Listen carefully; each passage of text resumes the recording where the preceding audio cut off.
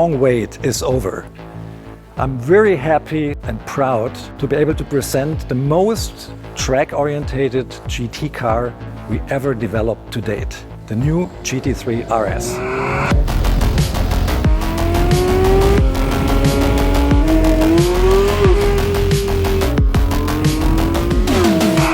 One thing when you first look at the car is very obvious. It's all about aerodynamics. It looks very much like a race car, and it has aerodynamic values, downforce values that are double as much as we had from the predecessor.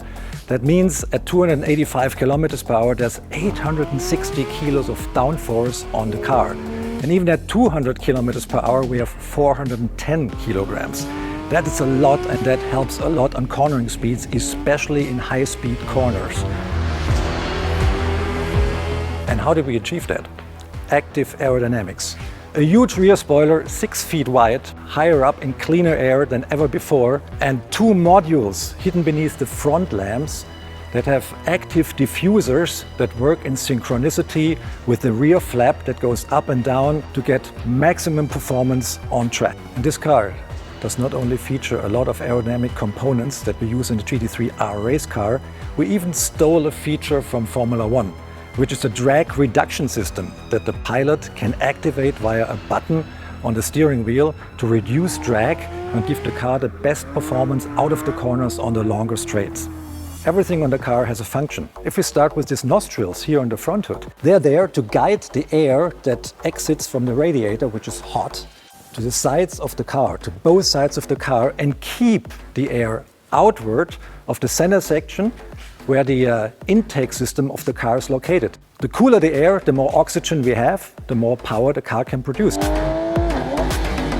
And we're doing this by these nostrils and these fins here on top of the roof, which have a slightly curved geometry to guide the airflow away from the center section.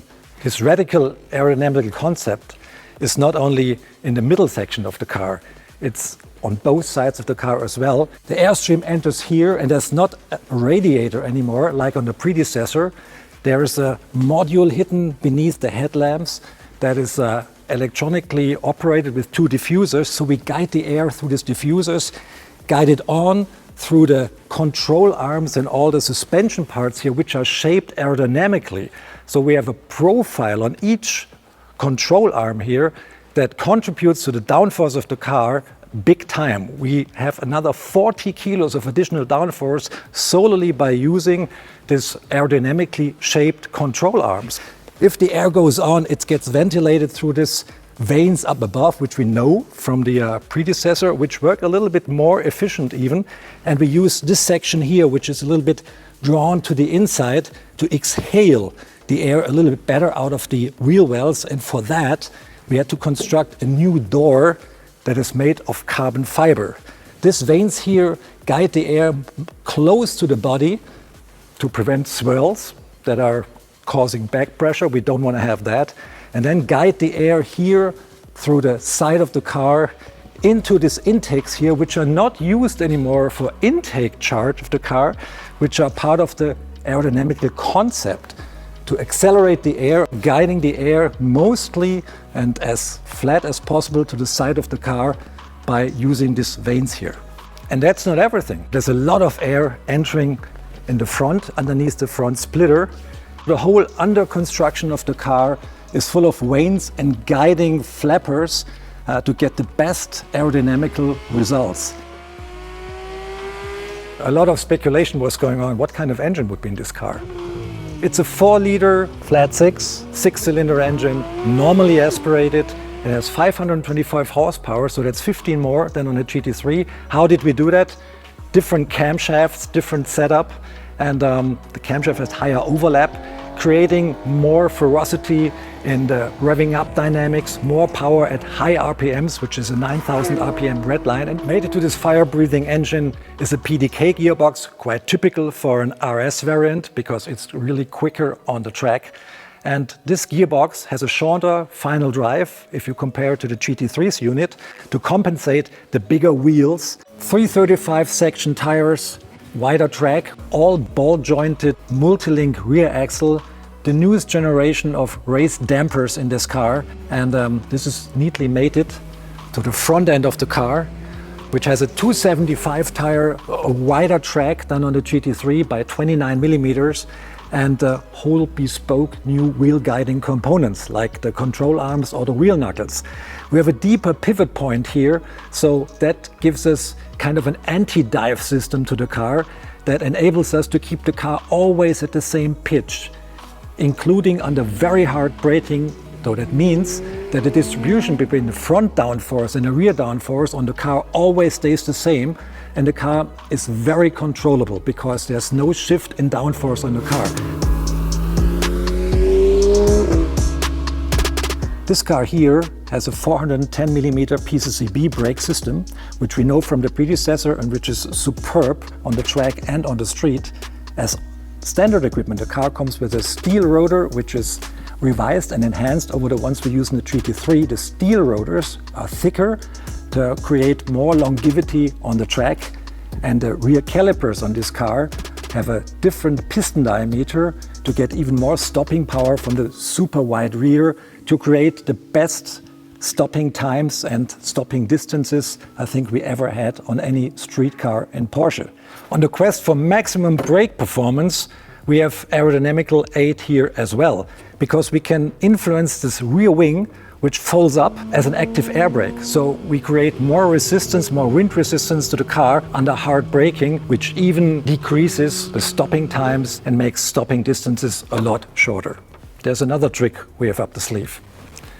We can control compression and rebound of the dampers in the car. The driver can do it himself. It's really very neat. You don't have to go underneath the car and play around with damper settings there. You can do it from the cockpit. We have these satellites here on the steering wheel where we can influence compression and rebound for front and rear axle. By turning the knobs, which are mirroring the same position than the satellites here, you can adjust rebound more or less front and rear and can create your own individual setup. But the PASM system, the damper control, is not all you can do here. There's another button here that says ESC TC, that's a traction control. By push of that button, you get another screen and you can adjust the traction control to your liking, and you can even turn it completely off. Another thing you can control here is the electronic rear differential.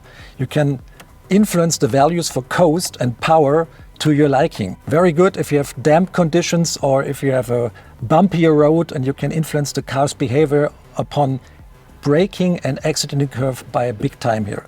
There will be a Weissach package as well available for the car. Traditionally, the Weissach package shows off more carbon fiber than this non-Weissach variant here. That means the front lid is carbon fiber, visible carbon fiber, the roof is visible carbon fiber, and for most markets we offer a rear roll cage made of carbon fiber as well, which is in itself 6 kilos lighter than the steel variant.